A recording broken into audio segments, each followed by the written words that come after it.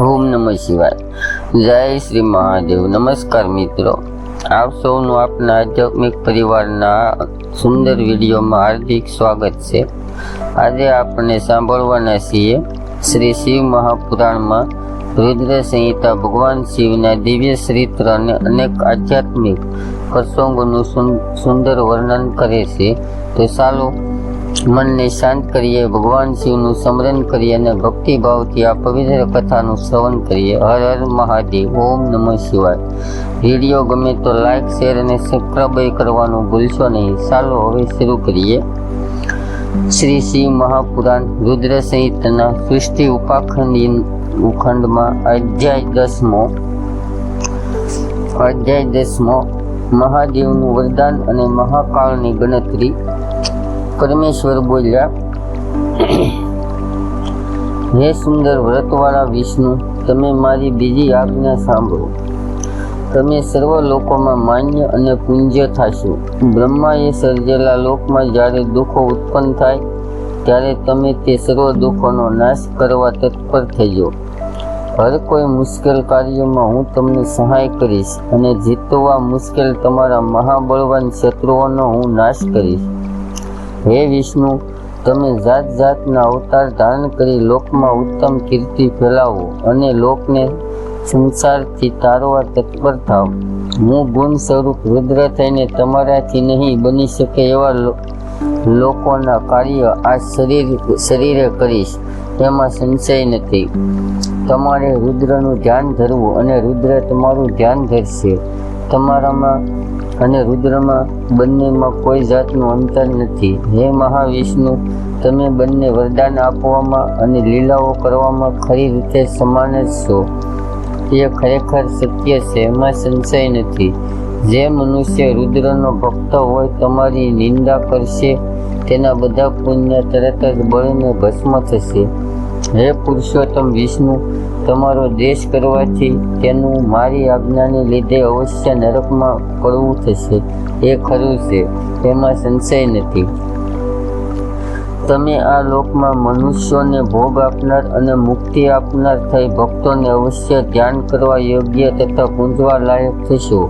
માટે તમે અભક્તોની શિક્ષા તથા ભક્તો પર કૃપા કરો. તમે ભક્તોનો નિગ્રહ અને અનુગ્રહ કરો. એમ મને બ્રહ્માને તથા વિષ્ણુને કહી મહાદેવે પોતે વિષ્ણુનો હાથ પકડી જણાવ્યું કે તમે સર્વના દુઃખોમાં નિરંતર સહાય થજો. તેમજ ભોગ અને મોક્ષ આપનાર, તમે સર્વના અધ્યક્ષ અને શ્રેષ્ઠ બની સર્વના કાર્યોને સિદ્ધ કરનાર થજો. હે વિષ્ણુ, મારી આજ્ઞાથી તમે બધાના પ્રાણ સ્વરૂપ થાવ અને જ્યારે તમને સંકટ આવે ત્યારે મારા સ્વરૂપ રુદ્રનું તમે ભજન કરજો. જેને તમારો આશ્રય કર્યો છે તેને ખરેખર મારો જ આશ્રય કર્યો છે. જે કોઈ તમારામાં અને મારામાં અંતર જાણે છે તે અવશ્ય નરકમાં પડે છે. બ્રહ્મા, વિષ્ણુ તથા મહાદેવ રૂપ ત્રણેય દેવોના આયુષ્યનું બળ હવે તમે ખાસ કરી સાંભળો, એમાં સંશય ન કરજો. 4000 યુગ પૂરા થતા બ્રહ્માનો એક દિવસ કહેવાય છે અને તેટલી જ તેમની રાત્રિ ગણાય છે. એક રમેશ તેમના 30 દિવસો થવાથી તેમનો 1 મહિનો થાય છે અને તેવા 12 મહિનાનું તેમનું 1 વર્ષ થાય છે. તેવા 100 વર્ષોના માપનું બ્રહ્માનું આયુષ્ય કહેવાય છે. બ્રહ્માનું 1 વર્ષ પૂરું થતાં વિષ્ણુનો 1 દિવસ કહેવાય છે અને તે વિષ્ણુ પણ તેવા પોતાના વર્ષોમાં માપ પ્રમાણે 100 વર્ષ સુધી જીવે છે. વિષ્ણુનું 1 વર્ષ થતાં રુદ્રનો 1 દિવસ થાય છે. તેવા પોતાના 100 વર્ષ વીતે છે ત્યાં સુધી તે પુરુષ રૂપે રહે છે, જ્યાં સુધી સદાશિવના મુખમાં એક ઊંચો શ્વાસ ચાલે છે અને પછીથી જ્યાં સુધી તે શ્વાસ નીચો ચાલી નીકળે છે ત્યાં સુધી રુદ્ર શક્તિને પ્રાપ્ત થાય છે. હે શ્રેષ્ઠ દેવો, બ્રહ્મા, વિષ્ણુ, રુદ્ર, ગંધર્વ, સર્પ, રાક્ષસ અને બીજા સર્વ પ્રાણીઓના નિશા શ્વાસ તથા ઊંચો શ્વાસોની સંખ્યા 21,000 અને 600ની થાય છે. ત્યારે તે દરેકના એક રાત દિવસ થયા કહેવાય છે. 6 ઊંચા શ્વાસ અને નિશા શ્વાસ વડે 1 પળ થાય છે. 60 પળની 1 ઘડી કહેવાય છે અને 60 ઘડીના 1 દિવસ રાત થાય છે. સદાશિવના શ્વાસોશ્વાસની ગણતરી થઈ શકતી નથી. માટે તે સદાશિવ અક્ષય ગણાય છે. હે વિષ્ણુ, તમે મારી આજ્ઞાથી આ પ્રકારે રૂપનું રક્ષણ ધ્યાન કરજો અને તેટલું જ સૃષ્ટિનું કાર્ય પણ વિવિધ ગુણોથી કરજો. બ્રહ્મા બોલ્યા. એ પ્રમાણે શિવના વચન સાંભળી મેં અને જીતેન્દ્રિય ભગવાન વિષ્ણુએ સર્વના ઈશ્વર શંકરને નમસ્કાર કરી ધીમેથી આમ કહ્યું.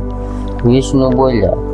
હે શંકર, હે કૃપાના સાગર, હે જગતના પતિ, આપની આજ્ઞાને વશ થઈ આ બધું હું કરીશ. હું આપનું નિરંતર ધ્યાન ધરીશ, તેમાં શંકા નથી, કારણ કે મેં પ્રથમથી જ આપ થકી જ સર્વ સામર્થ્ય મેળવ્યું છે. હે સ્વામી, આપનું ઉત્તમ ધ્યાન એક ક્ષણ પણ મારા ચિત્તથી કદી દૂર ન થાવ. હે સ્વામી, મારો જ ભક્ત આપની નિંદા કરે તેને આપ અવશ્ય નરકમાં વાસ આપજો. હે સ્વામી, આપનો જે ભક્ત હશે તે મને અત્યંત પ્રિય થશે, અને જે આપના બંનેની એકતા જાણે છે તેને મુક્તિ દુર્લભ નથી. આજે મારો મહિમા ખરેખર વધાર્યો છે, છતાં કોઈ વખતે મારો કંઈ અપરાધ થઈ જાય તો આપ ક્ષમા કરજો. બ્રહ્મા બોલ્યા. વિષ્ણુનું તે ઉત્તમ વચન સાંભળી તે વેળા મહાદેવે અત્યંત પ્રેમથી વિષ્ણુને કહ્યું કે તમારા અપરાધ હું ક્ષમા કરીશ. એમ વિષ્ણુને કહી કૃપાના ભંડારથી મહાદેવે કૃપાથી બંને હાથ વડે અમારા બંનેના બધા અંગોમાં સ્પર્શ કર્યો અને સર્વના દુઃખો હરનાર તે શંકરે અમને અનેક પ્રકારના ધર્મોનો ઉપદેશ કરી અમારું બંનેનું હિત કરવાની ઈચ્છાથી અનેક વરદાનો આપ્યા. પછી કૃપાને લીધે ભક્તો પર પ્રેમ રાખનાર ભગવાન તે શંભુ અમારા બંનેના દેખાતા ત્યાં જ અદૃશ્ય થઈ ગયા. ત્યારથી માંડી આ લોકમાં લિંગની પૂજાનો વિધિ શરૂ થયો છે, અને ભોગ તથા મોક્ષ આપનાર મહાદેવની લિંગમાં પ્રતિષ્ઠા કરાઈ છે. લિંગની જે વેદી છે તે મહાદેવી પાર્વતી છે, અને લિંગ સાક્ષાત મહેશ્વર છે. સમસ્ત જગતનો તે લિંગમાં જ લઈ સમાવેશ થઈ જતો હોવાથી તેને લિંગ એમ કહ્યું છે. જે માણસ લિંગની પાસે લિંગની કથાનો નિત્ય પાઠ કરે છે તે 6 માસમાં શિવ સ્વરૂપ થાય છે. એમાં વિચાર કરવા જેવું નથી. હે મહામુનિ, જે માણસ લિંગની સમક્ષ જે કંઈ પુણ્ય કાર્ય કરે છે તેના પુણ્યનું ફળ હું કહી શકું તેમ નથી. શ્રી શિવ મહાપુરાણમાં બીજી રુદ્ર સંહિતામાં પ્રથમ ખંડમાં સૃષ્ટિના ઉપખંડમાં પરમ શિવના તત્વનું વર્ણન નામનો 10મો અધ્યાય સમાપ્ત.